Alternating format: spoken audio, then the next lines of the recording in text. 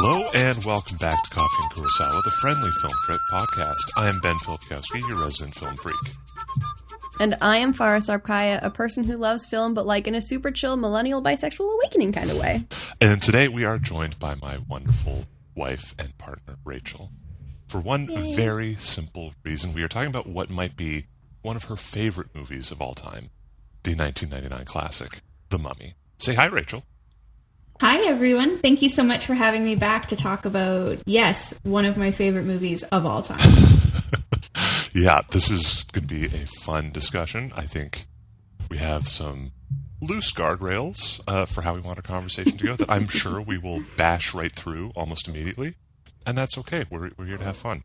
And I think fun is the name of the game because this movie is equal parts a remake and a remix. It takes the kind of basic concept of the 1932 classic of the same name, and it turns it into a kind of classic pulpy adventure in the vein of Indiana Jones. Starring Brendan Fraser, Rachel Weisz, John Hannah, Oded Fehr, and Arnold Vosloo.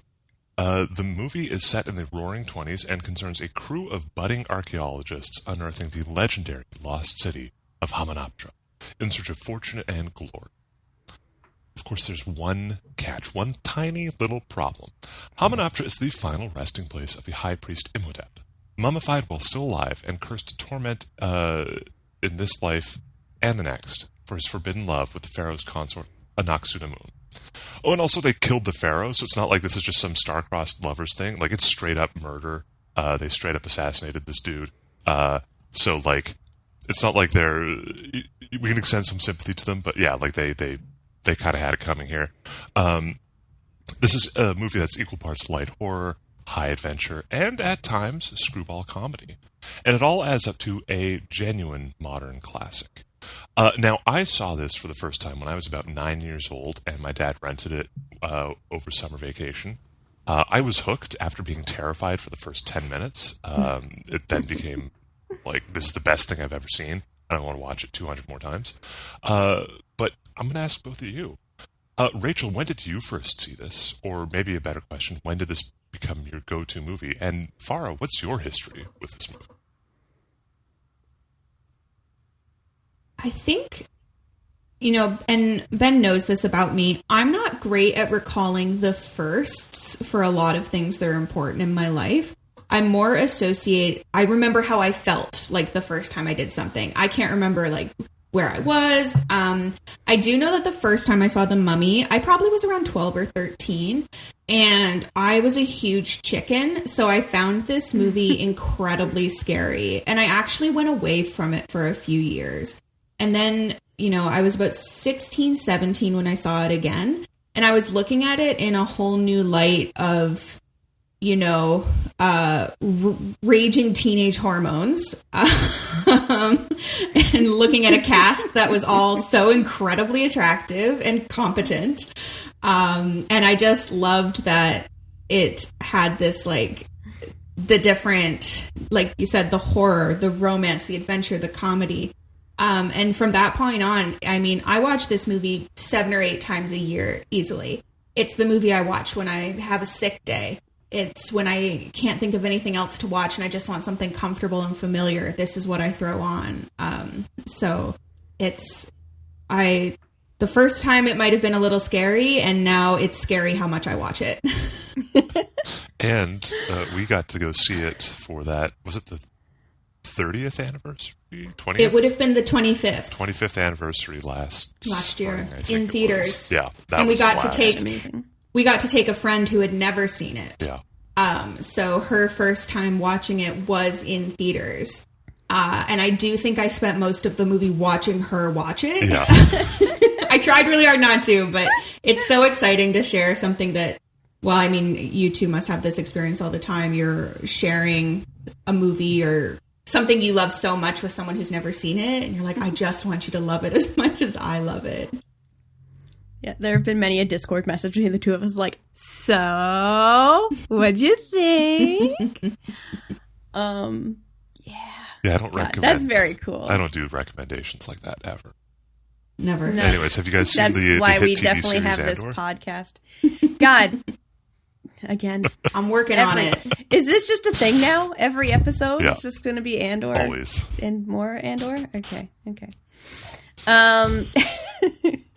I speaking of movies we love, The Mummy. Yeah, I love it. I didn't actually see it, I don't think, until I was in college or university, because like, I don't know, we've talked about this. I didn't really watch a lot of classic 90s movies because I was only child. And so I watched it during college and I loved it. It's charming. Obviously, Fraser and Whites are delightful. That's the word I'm going to use. And they just, honestly, the whole cast seems like they're having just the best day every day. I really hope you're not going to ruin that illusion for me. It's a pretty straightforward story. It's funny. It's fun. It's like a delightful mix of all the things. And like, I don't know, just what's not to like? That's it. That's all I got. I know we're not doing proper guardrails this episode because we just love it and because Rachel just loves it. But also, we're going to start with a guardrail and then we're going to go deviate from it. So one of the things you've both mentioned is the blending of genres and like the tropes of the mummy, lowercase mummy, in horror. And I'm curious what about all of that really stood out to you? I think for me, I have always loved like the classic Universal monster movies, so like Dracula, Frankenstein, The Mummy.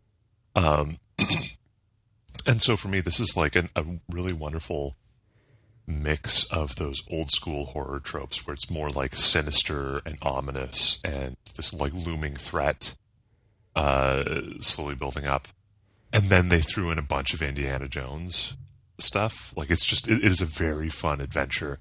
And there's a lot of comedy in it. A lot of the comedy is bordering on slapstick, as I was mentioning. There's also there's a good amount of camp in here as well. Like there's the entire bit at the end where Rick gets, like one of the mummies takes him out at the knees and he's like reaching for the sword. And then there's like the other mummy slowly shambling over with like the large rock to bash his head in. And it's like, oh no, how could this possibly get any worse? And then you see like the severed mummy hand is like, and I'm going to get the little sword. I'm going to stab you and we're going to crush you. And it's so goofy and it's so effective and so funny. And I think it works because no one in here is like, it feels like no one's trying to sell a joke, if that makes sense. That there's a lot of sincerity in the performance, and it kind of pulls these different genre tropes together. Like you've got like the kind of wisecracking Indiana Jones type, whose heart is melted by the very earnest and sincere librarian. Take that, Bembridge Scholars. And I don't know. Yeah, it's just there's so much fun stuff in here, and then like. Jonathan is kind of roguish, but also like he's a lovable little loser, lovable little scamp that gets himself in trouble and gets out of trouble. But he cares about his sister, and as he's not as good at speaking and translating ancient Egyptian, but he's still pretty dang good at it. It becomes very plot relevant that he's actually kind of smart. I don't know. I love how it feels like those kind of pulp adventures of the era that this is set in. It really captures that spirit and that energy, and it shifts from like, here's a spooky part, here's an action part, here's a romantic part, here's a funny part, and it just like moves so easily through those. It works so well. It's so fun. Yeah. I think for me, what I love about the blended genre in this movie is that in a lot of movies that bill themselves as like romantic comedy, dramedy, they're always like, they tend to kind of focus on we're two different genres. And unfortunately, I find it always skews more towards one than the other. And any instances, so for example, I've seen some dramedies where the drama is very good, and then the comedic efforts seem disingenuous or artificial. And it really takes you out of the fiction of the world. But with this one, they're doing so many different tropes but they're all doing it with a sincerity and at the same time an awareness of the ridiculousness of the premise. Like, I mean, I don't know if I'm the only one who had an ancient Egypt phase that's still happening. Oh, 100%. I love ancient Egypt. I loved learning about it. I still do. And, you know, we know ancient Egyptian curses aren't a thing. But there's a part of us that likes to believe that. And that's a truth for the characters as well. They're like, you know, a lot of them are like, oh, like, this is silly. This isn't a thing. We're archaeologists. Like, this isn't. But there are those characters that do believe. So then when it manifests, it's that ridiculousness of, oh my, it's like, if you don't laugh, you cry. It's like, we just kind of have to like keep plowing through this because otherwise the enormity of what's happening is going to hit us. And so the comedy feels earned. The moments of seriousness feel well placed. Like, nobody's making light of the situation, but they're maintaining a bravery throughout that allows the jokes to be funny for the audience. So it's just, I just don't know many movies that have been able to do this, especially like you said in the 90s. Like comedy horror wasn't really, I don't remember when Young Frankenstein was filmed. That's the 70s, yeah. The 70s, yeah. So, like, I think of it kind of akin to Young Frankenstein, where it's like, you know, every once in a while you get a movie that's just like that perfect horror comedy or like that perfect blend. And it's a tough formula to get, but I think, you know, Stephen Sommers and the cast did an amazing job. And so that's what endears the film to me. It's like, I don't feel like any part of it is artificial or forced. For audience satisfaction, we're genuinely satisfied with how it turns out. Yeah. There's something about genre mixing in this way and the way that they've done it that makes it also just feel real. It's like life is comedy and tragedy and it's silly and it's horrible and like all these different things and they can all exist simultaneously. Life is just not one note. You can have a terrible morning and have the best afternoon of your life or vice versa or whatever. And this movie really knits those moments together in a way that feels organic rather than just like, oh, heck, we're supposed to be a comedy too. Here's a joke. Mm-hmm. You don't get that, like, we had to inject jokes, like, at certain points to make it just enough comedy to be a dramedy or whatever. Mm-hmm. It feels like the characters are snarky and have this, like, wry sense of humor about themselves versus we're throwing a bunch of... versus the screenwriter was like, I gotta punch this up with some humor, you know, like like Rachel was saying, it feels. Someone put a little asterisks, make jokes, put a joke here. Yeah. Knock knock, who's there? Insert here. I don't even know if I would call it like a horror comedy, but it's like it's an adventure movie, and so it has all these multitudes within it, and I really love that. Yeah, the reading up on the making of this movie, like it goes back to like the early 80s that they were trying to get a Mummy remake off the ground. And some of the things that they didn't do, absolutely wild. Some in truly out there genre experimentation. There was going to be a very like, I'm quoting here, Clive Barker was going to be involved and had a take that was dark, sexual, and filled with mysticism. And it would have been a great low-budget horror movie, apparently. So this was deemed too weird. They were then going to have a Terminator-like unstoppable mummy with director Joe Dante. The budget for this movie went way up. The mummy was going to be Daniel Day-Lewis at that point. As a Terminator mummy. Different. Yeah. They came very close to making this. The studio was like, nope, too expensive. So then they kind of went back to the drawing board and eventually came upon this, like, what if it's a period piece and it's this adventure movie, and they kind of nailed it. Mm-hmm. Yeah, sometimes it takes a while to find the perfect recipe, and I think it all came together exactly as it should have. Yeah, it's so good. It's so good. When I think of mummies, it's often in the like Scooby-Doo wrapped in bandages, shambling kind of way. And one of the things, Rachel, you mentioned before we hit record is the fact that this really turns that mummy trope on its head of the reconstitution, how he rebuilds himself, how he brings his lady love back, and kind of the processes around it and all that stuff.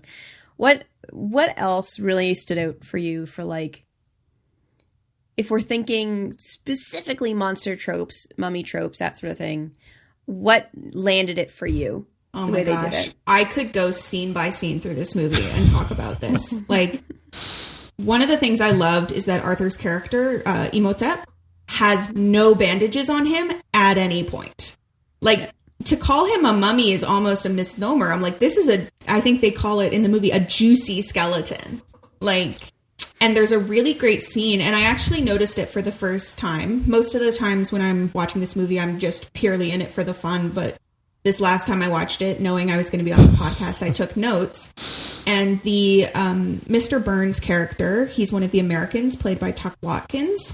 When his eyes and tongue before his eyes and tongue are removed, but when his glasses have been crushed, there's a scene, he's in the dark catacomb hallway. He's got one hand kind of outstretched to touch the wall, but the other is stretched out in front of him, and he's shambling. And I was like, oh, he is moving as a classic horror mummy would move, while in this movie, Imhotep is actually the one stealthing and sneaking and moving lightning fast. Yeah. And I was like, what a fun thing to, like, the victim of the mummy is the one shambling. And it's just, I like that they showed so many different, and I think they've done this, you know, with zombies in general in the past 20 years. They've changed the way they moved. They've changed their capacity. They've kept it fresh. And this movie truly had every type of mummy you could have in it. The only mummies that did have bandages were Imhotep's priests, and they did move quite shamblingly, and they were missing large parts of their body, which accounted for why they couldn't quite move the way. But then you have, you know, the warrior mummies who spider climbed on the walls and had incredible dexterity. So it really, there was no opportunity to fall into a trope, but they still kind of kept it. There's that great scene when they're escaping Hominoptera the first time, and Imhotep's hand shoots out of the ground. That's a classic. Like, I think Stephen King's got that on several of his novel covers, just the hand coming out of the ground silhouetted by, you know, the lightning and it's very iconic. So I just love that, you know, they kept it familiar while also subverting the expectations of who was going to be moving what, who was going to be capable of what. Yeah, they play so much with some of those tropes. The entire, like, the whole, like, romantic angle between Imhotep and Anck-su-namun actually goes right back to the original movie. Like, the original movie is arguably more of a romance than a horror. Like, the horror elements are kind of just like, yeah, there's a mummy, but also he's just trying to do this, trying to reunite with his lost love. He just wants his girl back. Yeah. And this adds some nice, a bit more horror trapping to that. Also, fun fact that Imhotep reconstitutes in the original movie and uses the alias Ardith Bey because it's what's the term? You can rearrange the letters in Ardith Bey to get Death by Ra. So it was just a very... Oh, I know what you're talking about. Is it anagram? Yeah, anagram, I think. Yeah. Mm-hmm. I'm going to remember what the word is after this and then not be able to correct myself. But yeah. So they did that. And then, of course, in this version, Ardith Bey is one of the leaders of the Magi devoted to stopping Imhotep's return. So, yeah, like that's the fun, like, remix bit I was kind of, like, chatting about earlier. It's so cool. And they get that instantaneous classic moment of the sandstorm with the face in it. Is someone who, you know, that some, like, you know, illustrator working in the art department for this was like, I got this, guys. This is going to be such a good bit. and everyone obviously went along with it beautifully. Yeah. Benny's got that line after. He's like, I loved the wall of sand. The face with the wall of sand. Like, I truly believe that's a self-insert line from the graphic artist who's like, I want an in-movie compliment about how good this sand Someone tell me how good this is. Tell me how good this is. And who better than the sycophant to deliver that compliment? Yeah. God, Benny. It reminded me of the horses in Lord of the Rings, the river. Oh my gosh, like, yes. I was watching, I was like, oh, CGI hasn't improved at all. It's the same thing, and it's dope as hell. This does hold up remarkably well. And then like a year... So good! That, the summer that this comes out, because this comes out in the spring, I think, of 99. And that summer is Star Wars Episode 1, The Phantom Menace, which has like the first fully CGI character in Jar Jar Binks. That's an Industrial Light and Magic production. This is also an Industrial Light and Magic production. They did a lot of really cool stuff digitally with like the sand graphics and creating, juicy revived Imhotep. But then they also did some really incredible stuff. There's a great breakdown on it's Corridor Digital is the YouTube channel, and they got like the head of the VFX team on to be like, this is how we made the mummy. Here's how we did this shot. Here's how we did this shot. A lot of it boils down to using miniatures, using full-sized, full-scale sets, and then throwing in matte paintings and digital matte paintings to create these incredible backdrops. Like that bit in Hamanoptera when Rick masters, ballistics and physics to like light up the entire like treasure chamber with like one carefully placed shot, and the mirrors bounce light everywhere. You can kind of tell that it's a matte painting, but it's like you can see the limits of where the physical set is, and then they've added in this beautiful illustration to like expand on that. And that's just so cool, and that's like classic movie making. Love it. Farrah, did you find watching it that you were picking up on horror tropes, or were there other tropes that you were seeing more akin with, romance or comedy? I mean, I think because it's so well woven, because it's not like this scene is a comedy scene, this scene is a horror scene, this theme is a etc. I mean, you see the tropes, like the cat, like holding the cat out to scare him away, sort of thing, or like that beautiful, incredible shot when all of the bookshelves fall. Oh, very around the room. It's just the mixture of it is what delighted me. The individual tropes didn't really I don't know.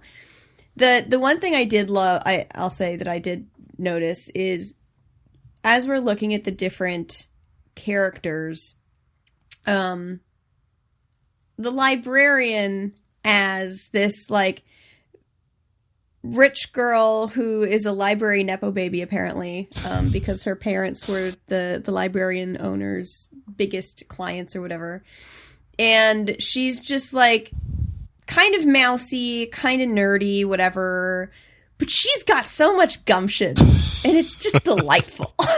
And I love that we have more ladies with gumption on this podcast. Yeah. And they do such a good job making the setting and the story real with all of that diversity of story and trope. And then they bring in the characters that also have that same depth, and it works so well. Absolutely. I totally agree. And I was thinking about this because I think in the past, it's very easy to see John Hannah's character as her silly brother who's a scam artist and roguish and very funny. He has I almost see him as kind of like the pinch hitter. When Rick is occupied, he steps up to do the brave thing. When Evie can't, isn't in a position to help intellectually, he steps up. He's kind of, like you said, it's maybe not as brave as Rick or as, well-versed in Egyptology as Evie, but he kind of comes in and fills those patches. while still maintaining his classic charm, which I was like, I gotta give Jonathan credit. Like, it's so easy to see him as just kind of like that third wheel comedic relief. And it's like, it's pretty incredibly brave to allow Emotep to attack you to get the key. Like, that's very clever and very brave. Yeah. Like, that just kind of reinforced to me, like you said, the characters come in with so much depth that the tropes don't feel trite. They feel authentic. And that's what you would do in that situation. Yeah.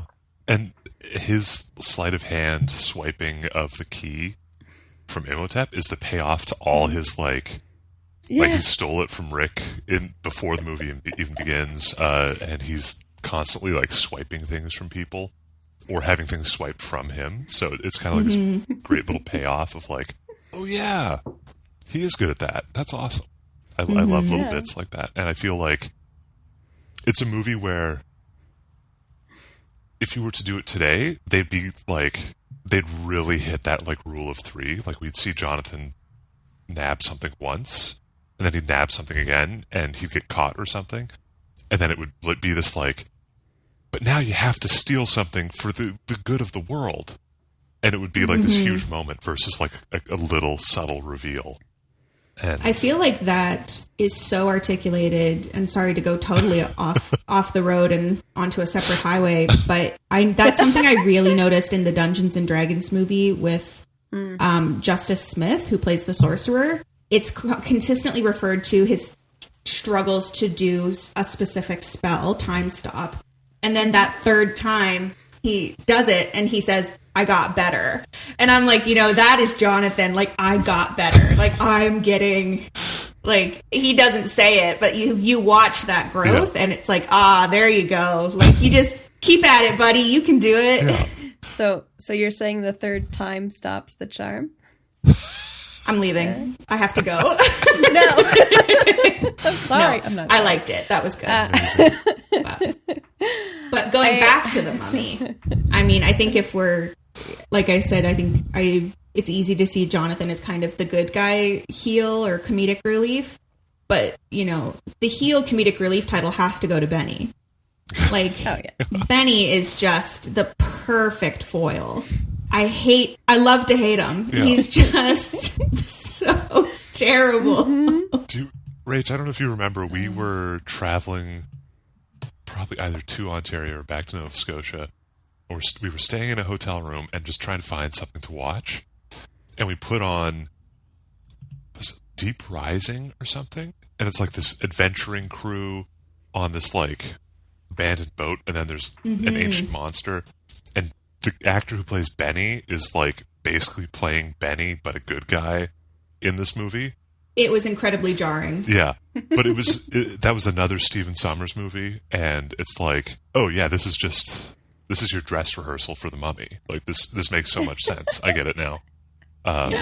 Kevin Anderson, I think, plays Benny. I don't even want to guess. Kevin J. O'Connor. Kevin O'Connor, yeah. Yeah, Kevin J. O'Connor. A lot of... he was in The Mummy. He was in Van Helsing.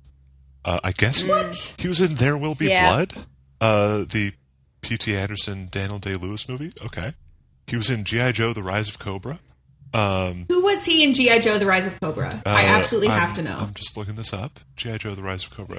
Dr. Mindbender. It's a cameo. Brendan Fraser also had a cameo in that. Oh my gosh, he has been in 1, 2...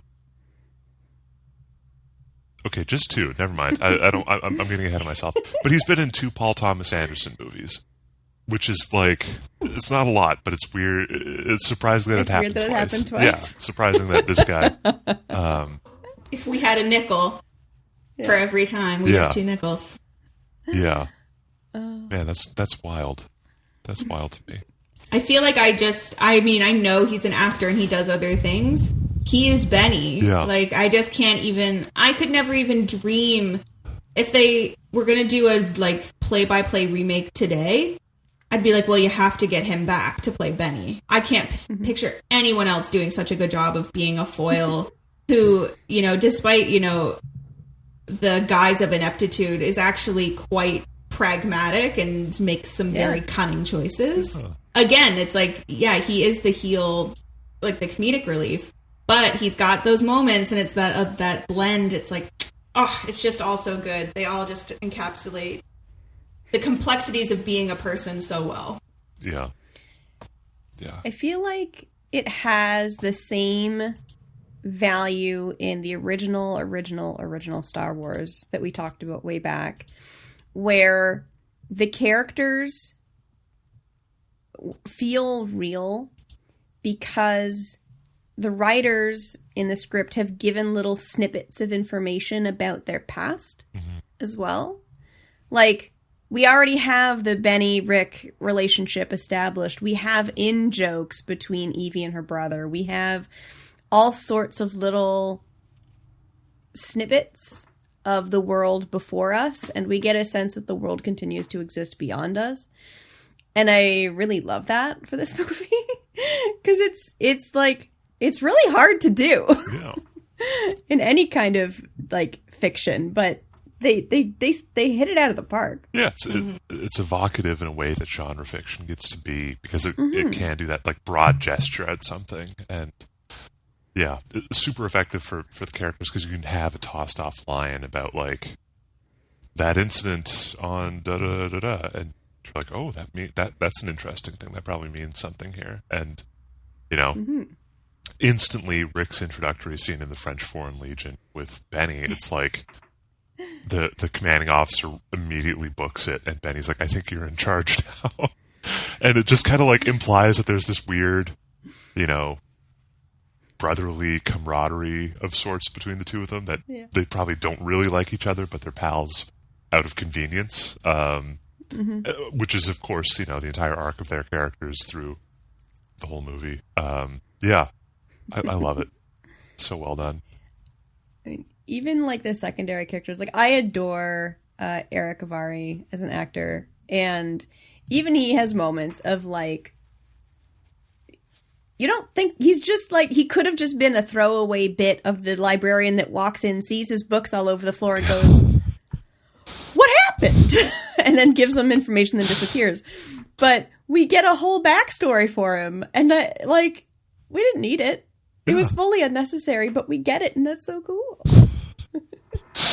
Yeah, it's just so good.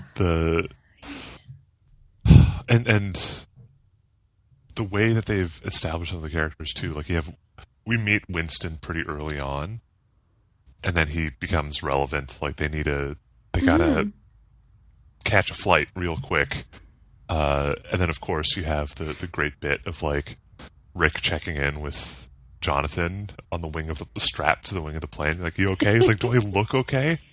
And he goes to check on Ardith, and Ardith's just like having the time of his life, which gets another good little payoff in the second movie, where they have like the most action-packed like fight scene on the double-decker bus, and they finally pull over, and it's like, are you doing okay? He's like, that was my first bus ride. Like, that's such a good bit. Like, these are just the people writing these movies knew what they were doing. They clearly had fun doing it. The writing was good. Yeah, it was so good. And it's not like exceptional. Like, they're not going to win an Oscar for the screenplay for this, but like, it's just so competently made. It knows what it's supposed to be, and executes it perfectly. Maybe that's nostalgia on my part, but yeah, I just really enjoy it. I don't think it is. I mean, like I said, I watched it in college, and like, I enjoyed it. I wouldn't say that it was like a core memory kind of movie for me, but like, I really enjoyed it, and I still enjoy it, and I do rewatch it occasionally. And the combination of a well-written script and absolutely spectacular actors that bring it to life and bring the chemistry to the screen so well, I think that just screams, that's just a good movie. Like, I don't we don't have to go point by point of what makes a good movie for I don't care about the Oscars. What I care about is it fun? Is it well written? Is it enjoyable? Do I forget that I'm watching a movie? Yes? Great. Perfect. Yeah, absolutely. also the cast is really pretty, so that helps. Oh, they're all so hot. Every single person in that movie is so hot. Expand on that. Every single person on screen in that movie is so hot. I really don't know what else I can say. Yeah, like you just picked this incredible cast who had instant chemistry. Like I can't think, even like when Rick is talking to the Americans, it's like chemistry, like not like just like good chemistry. I was like very camaraderie, and it's just I was like I don't feel like anyone is forced. Yeah. And it's like you just get like a bunch of classically 90s good-looking people, and you're like, yeah, this is a winner. Like, and Brendan Fraser, I mean, one of the reasons I watched it was I just like George of the Jungle, Looney Tunes Back in Action. Like Brendan Fraser has this incredible capacity to enjoy himself and to really just be when he's doing film and TV. Like he is just one of those actors to me who is so genuinely in love with what he does and genuinely in love with the people he's doing it with. And I feel like that translates so well, even when he's playing someone who he's like, you know, he's against going back to Hominoptera. He's like, all we found was like dust and blood. Like, it's like, no, like I'm cantankerous and I'm objectionable. And it's like, you're really not, my guy. I know you're trying to be, but you're just so concerned with safety and you're so competent. And you're just a good person who feels the responsibility, not just as a character, but as an actor in what you're making. You wanted to make, he said in interviews, he's like, we wanted to make a film that people would like. And there's a really great interview he did where he talks about a behind the scenes story where it was one of the days when the actors who play Imhotep and Anck-su-namun are filming their scene, and instead of Anck-su-namun coming out, Brendan Fraser came out in pasties and just absolutely destroyed everyone just lost it. Arthur just lost it. And I always loved, because Arthur is he truly is on his own as a villain in this movie. Like Benny, it's like, you can call Benny a villain, but it's like, he doesn't have allegiance. He's entirely self-motivated. Yeah. So it's truly like, it's Imhotep. He is like, and it's really hard to be a good villain and not have like hench persons or something else to anchor you as the villain. And he nailed it. I was like, yeah, you are the villain. You don't need anybody else. But I was always worried. I was like, that must have been so isolating, because he doesn't speak English in the film at once. So it's like, you're not really getting these like moments where you're seeing them interact in a way where everyone is like very clearly understanding each other. So I loved that story of like, it's like he may be kind of in his own camp, but they're all still having fun together. Whereas you've heard stories from other movies where someone went really method and was like really antisocial on set. And I'm like, do what you got to do. But I mean, Brendan's way seems way more fun. Yeah. Yeah. Yeah, well, I mean, when they cast him as well, like he's commented about how like the character can't take himself too seriously, because otherwise the audience won't either. And particularly in this movie, like you have to have a bit of that tongue-in-cheek energy. Yeah. Rach, you and I were talking when we watched this about how, like, God bless the costume designers. They did their very best to try and make Rachel Weisz look as dowdy as possible, and still failed. And that's not to be clear, the costume designers did incredible work on this movie. In that one instance, it was like, it's just not working, guys. You can't do it here. It's like when that old Hollywood story of some person said that like Marilyn Monroe is only beautiful because she wears beautiful clothes, and then she has a photo shoot in like a flour bag or something. Potato sack. Yeah. Thank you. And she's just stunning, and you're like, well, there you go. Rachel Weisz is that. Yeah. And, I don't care what you put her in. She's beautiful. yeah. And I deeply appreciated how throughout the movie, as Imhotep reconstitutes each scene, I noticed it last night. By the time he's killed, he has he goes less and less clothing until he's just in like a loincloth. And I'm like, when did you lose everything else? I'm like, I might need to go back and watch and see when these pieces of clothing came off, because now I'm just looking at Look, on the one hand, it's so they didn't have to CGI the intestines. On the other hand, you just have Imhotep's abs. Yeah. You know, Yeah. like little column A, little column B. I don't know. Little column B. Do what you will. Yeah. But yeah, I think there's a lot of jokes on the internet about like this movie being the bisexual awakening for a lot of people. And I was like, I totally get that. Like, it's just, I mean, I think a lot of people are inherently attracted to funny people. And so you see these characters and these actors just, they're being funny, they're being competent, they're being adventurous. It's qualities that are very attractive. And like, each character has earned or not earned, in the case of Benny, have a confidence about themselves that is attractive. I was like, it is attractive to watch someone just kind of really go for it, even if, you know, maybe they're not in the best position to do so. I mean, the declaration of Evie being like, I'm proud of what I am. I am a librarian. You're like, Yeah. yes, girl. Let's go. Yeah. What was there's that bit where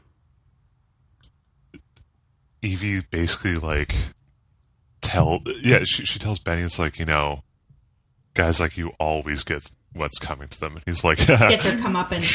Sure. Wait, for real? Like, yeah. I love that. It's a real meta moment. Yeah. It's very like, yeah, it is just him like almost taking like a telescopic view down and being like, oh no, like I know what I am. Oh shoot, I'm in trouble. So good. God. So good. Yeah. Mm-hmm. That's just one of the cool things. This entire episode is us just saying this is so good for like an hour. This is so and good. That's all right. Everyone's That's hot. all right. Yeah. We like it. Yeah. Listen, we know what we came here to do today, and it was to gush about this movie. One of the things that we talked about before we hit record was that mixture of physical space and CGI, because this is like fairly early on in like CGI. And one of my things with this is that CGI, listen, I have an expertise bias where I don't know all of the intricacies of what goes on with CGI today versus what went down 30 years ago. So my saying that looking at this movie and looking at, I don't know, Rogue One, and seeing the CGI next to each other, I'm like, it's good. I mean, I can see where things have improved, I guess, but not like to an extent where I'm like, oh my God, that's crazy that this looked awful and this looked incredible. I'm just like, that sand cloud, I can words, looked dope as hell. And then the general that they recreated as a person looked like a video game, you know, like in Rogue One. And so like the way they have mixed physical space, Ben, you mentioned they used miniatures, they used like backdrops, painted, all that stuff in tandem with CGI. They did such a good job to make it all feel real and not going over the top with like, let's just make it all digital. Mm-hmm. Hurrah. I think then this may potentially be a hot take. But for me, I find a lot of movies, especially today, CGI is so incredibly gratuitous. Mm-hmm. And I think movies need to keep models. I think you need to keep model shops. I think you do need to have some physical effects to help ground the movie so that when there's CGI, it's almost like I'm more willing to forgive something that maybe doesn't look as real as I want it because there's something else that looks so incredibly, you know, like it almost balances it out for me. That's just how I feel about it. I think, and this is no shade at Ant-Man Quantumania. I mean, that's the movie they chose to make. I didn't love the effects in that. I just was like, I didn't feel like it was, that sounded shady, didn't it? I'm truly trying to be like, I respect everyone who worked on that film. It wasn't for me. The effects just weren't hitting. And then to go back to something like The Mummy, where it's like, yeah, there's a scene where they're boarding the boat, and it's very clearly like a painting, like digital painting of like the pyramids and stuff. It's like, I know that that's not real, but the cut to like the immediate scene where it's like they're on the boat and it's like, oh, that's clearly real. It's like, okay, you're doing what you can. You're doing the best you can. So I can almost like make it more real in my own head, if that makes sense. Yeah. Yeah, I will say this, like with the effects, and Farrah, you're explicitly calling out the digital facial reconstruction that they did in Rogue One. Mm-hmm. I mean, the reason that doesn't land is because it falls into the uncanny valley. Like they're going for such hyper realism that it like falls into that like it looks off because we are so familiar with what a human face looks like. Mm-hmm. I still think that like the effects in Rogue One are absolutely incredible. And but I also want to point out that like the effects in this movie, incredible for 1999. They do look dated watching them now. Like Imhotep is very clearly like the lighting that they have on Juicy Mummy mode. Imhotep is quite doesn't always match the scenes that they're in, and this is obviously something that these effects houses were still figuring out. But at the same time, yeah, this was like a huge step forward for visual effects at that point in time. And, this winds up being one of the, towards the end of the kind of like model shop, the ILM model shop, their tenure as like a fixture of industrial light and magic. This is one of the last few movies that they are like a go-to for. The writing had been on the wall for years. Like Jurassic Park came out and everyone was like, oh, damn, okay, so CGI is the way everything's going to go now. I think like what you've both been talking about though, like when you ground effects in an actual scene, in a character, in that moment, it works so much better than we're going to extrapolate on things and not really worry about how it all contributes to a story, how it all contributes to the final effect. And I think that they do an incredible job at making everything work so well in this movie. Like they really put in the effort. They did use miniatures. They had humongous practical sets as well. Like so much of Underground Hominoptera is just a real place that they would have. I don't think that they would have even like added much to it digitally. Like so much that is just clearly we built a set and the people are in the set. And I think that also that works for me because it creates that sense of space, and we get so many like repeated instances of like, hey, remember this staircase? We're back to it. Remember this little nook, this little space here? We're back to it. And it helps create that like that sense of location that I think a lot of movies can kind of miss out on because they don't pay as much attention to those details. Mm-hmm. And I think a good modern day example of that is the Wicked film, and ostensibly Wicked for Good when it comes out. The director spoke a lot about, obviously CGI was necessary for that movie, but they built massive, absolutely massive physical sets. Like the fields with the flowers, real flowers. It was like hundreds of thousands of flowers. There was the forest scene. He was like real forest, like the sky and kind of the space in between the trees was real, but it's like that's a physical set that they built. And I was like, and that's that modern day, like here's where the technology is, but here's still that emphasis on, building in real elements, quote unquote real. I mean, obviously not real trees, but being like, hey, let's bring in the builders and the people who make things very tactile. And I just feel like I love tactile. I love being able to see people create using such a tactile medium. Just like I do love seeing, CGI artists create digitally. I mean, I think that's incredible. But I think when you have a good blend of the two, that's where the magic is. There's in fine art, in painting and that sort of thing. And Rachel, you probably know this because you are also a painter. If you have too much light or too much dark, it doesn't look real. You don't get the depth in a thing. And this is kind of the metaphor for me when it comes to CGI and practical effect of, I'm not going to say no CGI ever. I'm not going to say only practical effect ever, but there's a balance you have to hit where if you pivot too hard towards CGI for me, it's just like, if I wanted to watch an animated movie, I'd watch an animated movie. I'll go watch K-pop Demon Hunters again. It's fine. Let me, but yeah, the balance of it is so important to be able to make it feel grounded in, doesn't even have to be reality, but in a movie that I can connect with, I guess. Mm-hmm. Yeah. And I think it's also fair to say, if the story's not good, you tend to fixate on the setting a bit more. And then you're like, oh, I'm actually focusing really hard and picking out things that maybe I wouldn't have noticed if I was enjoying the story. And The Mummy, it's like we said, the writing's so good, the acting's so good. It's like, I'm probably, if I went through and really watched, I'd pick out tons of stuff I probably wouldn't love. And I'm like, but I'm not going to do that because I'm enjoying myself so much. Yeah. Well, as I was watching, I was looking for the CGI stuff. I was looking for the effects stuff.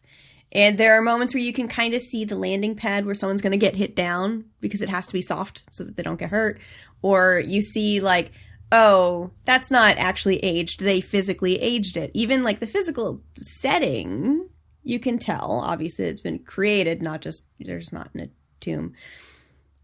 But you don't care necessarily. And the same is true of there's a moment where Imhotep opens his mouth super wide to scream because the cat is being thrown at him, basically. Yeah. And it's okay. It's not the best CGI I've ever seen, certainly, but it's okay. And you don't really mind because he's yelling because he's scared of a cat. And it's hilarious. So,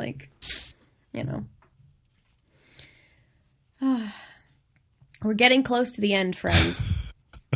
So I have a timer, goddammit. We have to follow the timer and be true to the timer. But no, I think the sum total of everything is just, this is a good movie and we love it. Yeah. Yeah, no right? Notes. No notes. Yeah, 10 out of 10, would watch a million other times. Rachel, if you had to sum up your love for this film in 5 minutes or less, what's up? Why do you watch The Mummy? I think I watched The Mummy because it's exciting yet familiar. We talked about, the tropes are there, but you don't mind because they're woven in so expertly. They don't feel trite. So you know they're going to succeed. You know that Rick and Evie are going to end up together. You even get a hint that Jonathan is going to get his payday at some point. It's it's all going to work out.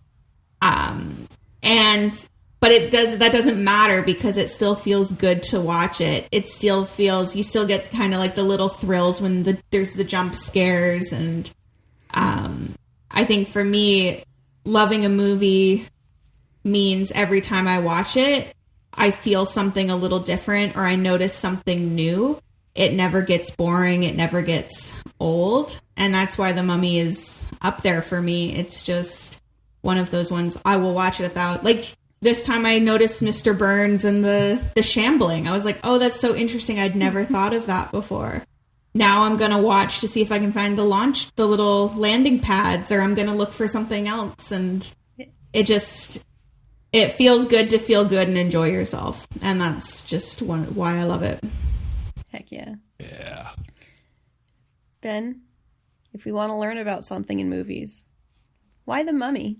And what are we learning? I think if you want to learn about genre and particularly the idea of pastiche, you're pulling a lot of disparate sort of ideas and influences and putting them together into one larger whole, and particularly the idea of like playing with the conventions of a certain genre. I think this is like the movie to watch, because the entire conversation we had around genre kind of sums it up. There's a lot of stuff in here, and it becomes this kind of classic adventure movie, very much in the vein of Indiana Jones and, you know, a lot of older kind of pulpy movies and adventures. And they really hit the nail on the head with that. And I think that this is a great way to kind of learn about how you play with those notions and those ideas, and enjoy yourself while you're doing that, and enjoy the finished product. I think they crushed it. I love this. It remains an inspiring, fun movie for me to watch. Even I'm not doing the math. It's too early in the day for math, but 20 plus years. It is 11:30 for you. Yeah. Well. Yeah. We're pushing. Gosh, we are coming up on over 25 years for this thing. But yeah, like I still love watching it. I still think it's a blast to sit down in a comfy seat and to watch on a large screen. It's still so enjoyable. Heck yeah. And Farrah, if you just want to watch something on a Friday night, buy The Mummy. Like I said at the top, it's fun and it's charming, and the cast is absolutely delightful. It's visually fantastic. And honestly, I love a movie where the answer is just surround yourself with cats.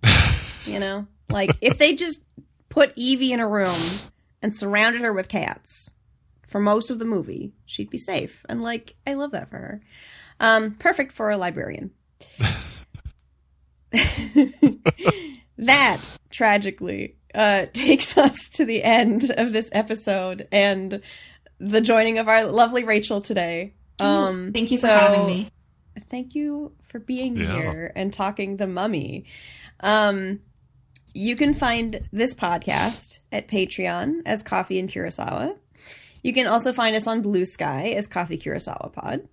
You can find me, Farrah Sarpkaya, on Blue Sky and Letterboxd as Farrah Kaya, and at sarpkaya.ca, where I lend my voice as a voice actor. Ben, where can the people find you? I'm on Blue Sky and Letterboxd as at Benjimon. And that brings us to our close. Rachel, do you want to plug anything? I should ask. Everyone, do your best to be kind and to find pockets of enjoyment in the things that creators make for you. Amazing. Beautiful. I think that's the perfect ending. Thank you for listening, and we'll see you next time.